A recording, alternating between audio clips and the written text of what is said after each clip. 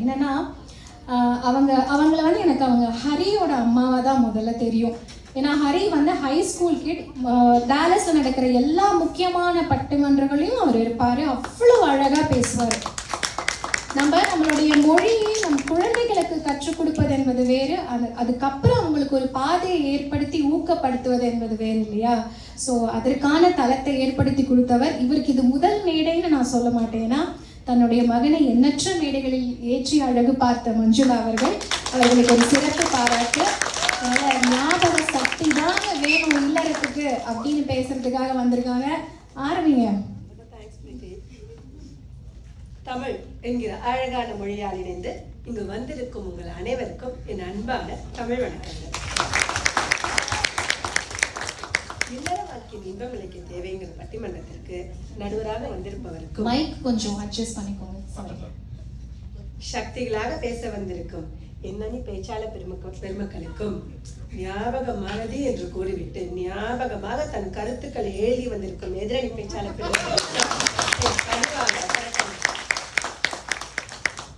பேர்லே இருக்குங்க ஞாபக சக்தி. சக்தி இல்லைன்னா அந்த சிவனே கிடையாது. ஞாபக சக்தி இல்லைன்னா ஹாப்பினஸ் எங்கேயுமே கிடைக்காதுங்க. நான் உன்னை கேட்குறேன், எப்பவுமே எதைங்க நீங்க ஞாபகம் வச்சுப்பீங்க? எந்த விஷயத்தை நீங்க ரெஸ்பெக்ட் பண்றீங்களோ, இல்ல அதை சொன்னவரை நீங்க எவ்வளவுக்கு ரெஸ்பெக்ட் பண்றீங்களோ அப்ப மட்டும்தாங்க ஒரு விஷயத்த ஞாபகம் வச்சுப்பீங்க. நல்லா கேட்டுக்கோங்க, மதிக்கிறதே இல்லைங்க யாரையும். நல்லா தெரிஞ்சுக்கோங்க, ரெஸ்பெக்ட் இருக்கிறதுல மட்டும்தாங்க ஹாப்பினஸ் இருக்கும். ரெஸ்பெக்ட் இல்லாத இடத்துல கோபமும் வருத்தமும் மட்டும்தாங்க இருக்கும். ஒரு மனுஷன் எப்பவுமே என்ன தெரியுமா பண்ணணும்? தனக்கு நேர்ந்த அவமானங்களையும் தனக்கு வந்த அனுபவங்களையும் நன்றியையும் கடமையும் மறக்காம இருக்கணுங்க. அதனாலதாங்க அவ்வை பாட்டி கூட நன்றி மகனில் எழுதியிருக்காங்க. சரி, நான் இப்படி கேட்குறேங்க, வீட்டுல யாருங்க ரொம்ப அதிகமா ஞாபக சக்தி உள்ள பர்சன்? ஹஸ்பண்டா ஒய்ஃபா? ஹஸ்பண்ட். ஏன் தெரியுமா? அம்மா கிட்ட பேசின எதெல்லாம் ஒய்ஃப் கிட்ட சொல்லணும், ஒய்ஃப் கிட்ட பேசின எதெல்லாம் அம்மா கிட்ட சொல்லணும். லாஸ்ட் டைம் இந்த ஃப்ரெண்டு கிட்ட பேசுறத இவள்கிட்ட சொன்னப்போ இவ என்ன மாதிரி ரியாக்ஷன் கொடுத்தான்னு யோசிச்சு ஞாபகம் வச்சுட்டாங்க பேசுவாங்க நம்ம கிட்டலாம். அவங்க மட்டும் மறந்துட்டாங்கன்னு வச்சுக்கோங்களேன், வீட்டுல எப்படிங்க ஹாப்பினஸ் இருக்கும்? சரி, அடுத்தது நம்ம செல்லங்களுக்கு வருவோம், நம்ம குழந்தைங்களுக்கு வருவோங்க. நடுவர் அவர்களே, நம்ம அந்த மாதிரி அம்மாக்கள்லாம் கடவுளை பார்த்துட்டோன்னு வச்சுக்கோங்களேன், என்ன தெரியுமா கேட்போம்? சும்மா அமர்கலம் ஸ்டைல ஒரு 4 லைன்ல சொல்லிட்டா, அசைன்மெண்ட் டேட் மரவா சன் கேட்டேன், டான்ஸ் கிளாஸ் மரவா டாட்டர் கேட்டேன், காக்கி மரவா ஹஸ்பண்ட் கேட்டேன், பர்த்டேட் மரவா மாமியார் கேட்டேன், கிட்டி பார்ட்டி மரவா ரிமைண்டரா கேட்டேன், அப்ரைசல் மரவா மேனேஜர் கேட்டேன், இது அனைத்தும் மரவா கடவுள் கேட்டேன்னு சொல்லுவோங்க நம்மலாம். நான் இப்படி கேட்குறேங்க, ஊர்ல பெரியவங்க தாத்தா பாட்டிக்கோ இல்ல உங்க மாமா மாமிக்கோ எப்போவாது பர்த்டே விஷ் ஃபோன் பண்ணி பேசியிருக்கீங்களா? பேசி பாருங்களேன். அவங்க என்ன தெரியுமா சொல்லுவாங்க? ஃபர்ஸ்ட் கேட்குற கேள்வி என்ன தெரியுமா? ஹே, உனக்கு ஞாபகம் இருந்துச்சா அப்படின்னு கேட்பாங்க. நம்மளும் உடனே நான் மறப்பேனா அப்படிங்கிற மாதிரி பேசுவோம். அவ்வளோ ஹாப்பியா பேசுவாங்கங்க.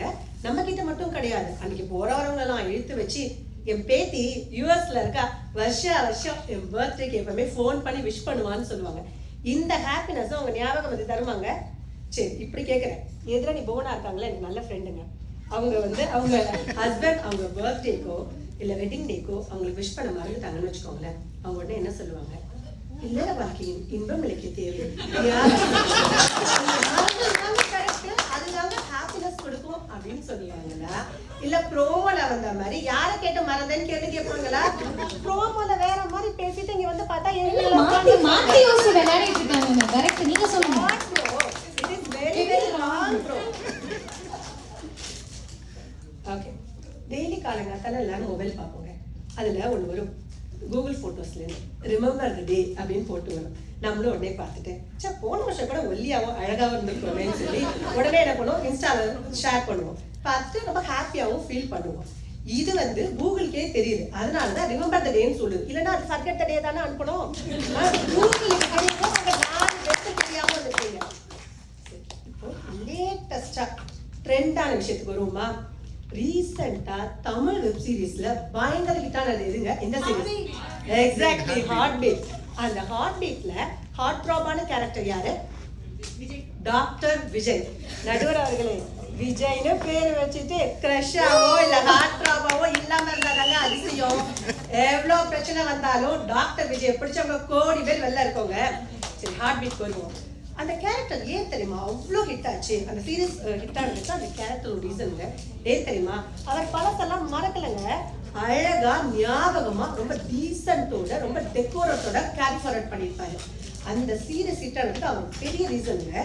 அப்படிப்பட்ட ஒரு கேரக்டர் இருக்கிறப்போ இந்த சீரீஸே ஹிட் ஆகுதுன்னா லைஃப்ல மட்டும் இருந்துச்சுன்னு வச்சுக்கோங்களேன், எப்படி ஹிட் ஆகும்? சரி, இப்போ உங்க ஞாபகம் அப்படி ப்ராப்ளத்துக்கு வரேன் நான். ஞாபக மறதியால் எவ்வளவு பிரச்சனை வரும் தெரியுமா? ஒரு ரிலேஷன்ஷிப் இல்ல ஒரு ஃப்ரெண்ட்ஷிப் இல்ல ஒரு உறவுலாம் பாதிக்கப்படுறது வந்து ஞாபக மறதியால மட்டும்தான். இதிகாசத்துல ஆரம்பிச்சு இந்த காலம் வரை ஞாபக மறதியால தாங்க பிரச்சனை வருது. யோசிச்சு பாருங்களேன். அன்னைக்கு மட்டும் பிதாமகர் தன் கடமையை மறக்காம ஞாபகம் வச்சிருந்தாருன்னு வச்சுக்கோங்களேன். துர்தராஷ்டிரன் வந்து அது நம்ம வீட்டுக்கு வாழ அந்த பொண்ணுப்பா அப்படின்னு ஞாபகம் வச்சிருந்தாருன்னு வச்சுக்கோங்களேன். துரியோதனனோ இல்ல துஷ்யாதனோ அண்ணா ஒய்ஃப்டா அண்ணிடா அப்படின்னு ஞாபகம் வச்சிருந்தாருன்னு வச்சுக்கோங்களேன், குருச்சேத்திரமே வந்திருக்காரு.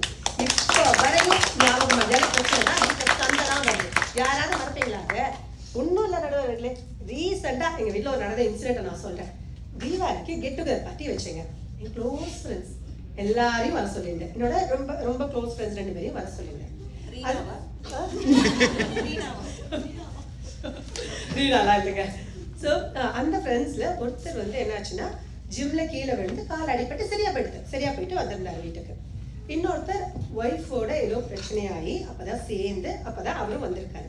என் வீட்டுக்காரன் கிட்ட, அப்பா இந்த ஃப்ரெண்ட்ஸ் ஃபர்ஸ்ட் வந்துடுறாங்க, நீங்க கொஞ்சம் பார்த்துக்கோங்க, ஸ்நாக்ஸ் எடுத்து கொடுங்க, நான் இந்த டார்கெட் போயிட்டு வந்துடுறேன்னு சொல்லிட்டு போனேங்க. என் வீட்டுக்காரர் தங்கமான மனுஷங்க. நான் என்ன சொன்னாலும் அப்படியே கேட்பாரு. அவர் என்ன பண்ணியிருக்காரு, அவங்களை கூப்பிட்டு பேசியிருக்காரு. அவங்களும் வந்தோடனே பேசியிருக்காரு. என்ன பேசினார் தெரியுவாங்க? அந்த கால் உடஞ்சி வந்து சரியா போன அந்த பையன் இருக்கார்ல, அந்த போய் வேகமா கங்க்ராச்சுலேஷன்ஸ் ப்ரோ, மஞ்சுளா சொன்னா யூ டிசர்வ் இட்லாம் சொன்னா சூப்பர்ங்க, இதே மாதிரி ஹாப்பினஸ் எப்பவுமே உங்க லைஃப்ல இருக்கட்டும் அப்படின்னு சொல்லி போய் பேசினாரு. அந்த ஒய்ஃபோட பிரச்சனையா மண்ணுங்க அவரை போய் இப்படி சொல்றீங்க. அந்த ஒய்ஃபோட சேர்ந்து வந்திருக்காருல்ல, அவர்கிட்ட போய் ப்ரோ மஞ்சுளா சொன்னா ரொம்ப வருத்தப்பட்டாப்பா, இப்பதான் நீங்க கொஞ்சம் ஹாப்பியா சந்தோஷமா இருந்தீங்க, அதுக்குள்ள உங்களுக்கு இப்படி ஆயிடுச்சு இப்படிங்கிற மாதிரி போய் பேசியிருக்காருங்க. இதுதாங்க உங்க ஞாபகம் மறதி தருது. சரி, இன்னைக்கு ரீரிலீஸ் ஆயிருக்கு தெரியுமா ஒரு படம் ஆட்டோகிராஃப். 21 வருஷத்துக்கு முன்னாடி நம்ம பார்த்துருப்போம். கரெக்டா நம்ம காலேஜ் டேஸ்ல பார்த்துருப்போம்னு நினைக்கிறேன். அதுல ஒரு பாட்டு வரும், ஞாபகம் வருதேன்னு. சேரன் சார் அவ்வளோ அழகா ஞாபகங்கள்லாம் என்ன அப்படிங்கிற மாதிரி பொக்கிஷங்கள் எப்படி இருக்கும் அப்படிங்கிற மாதிரி சொல்லியிருப்பாரு. நடுவரவில் ஒரு தெரியுமா, எத்தனை பேர் வந்து 80s அங்கிள் வாக்மேனை போட்டுட்டு அந்த பாட்டை பேக்ட்ராப்ல போட்டுட்டு வேற வழியில அப்படித்தான் கேட்கல டிவிஎஸ் செக்ஷன்ல தான் படிச்ச ஸ்கூலு, தான் படிச்ச காலேஜ், டியூஷன் சென்டர்லாம் போயிருக்காங்க. அதெல்லாம் அவங்களுக்கு ஹாப்பினஸ் தாங்க கொடுக்குது. இதுதான் ஞாபக சக்தியோட இது. நான் இப்படி சொல்லி முடிச்சுக்கிறேன். தன் கற்ற கல்வியை ஞாபகம் வைப்பவன் சிறந்த பண்டிதன் ஆகினான். தன் குருவின் பெருமையை ஞாபகம் வைப்பவன் சிறந்த சீடன் ஆகிறான். தன் தந்தையின் தியாகத்தை ஞாபகம் வைப்பவன் சிறந்த மகன் ஆகிறான். தன் தாயின் நல்ல அறிவுரைகளை ஞாபகம் வைப்பவன் சிறந்த மருமகன் ஆகிறான். ஒரு உறவின் பெருமையை ஞாபகம் வைப்பவன் சிறந்த உறவினன் ஆகிறான். இவ அனைத்தையும் ஞாபகம் வைப்பவன் சிறந்த மனிதன் ஆகிறானுங்க.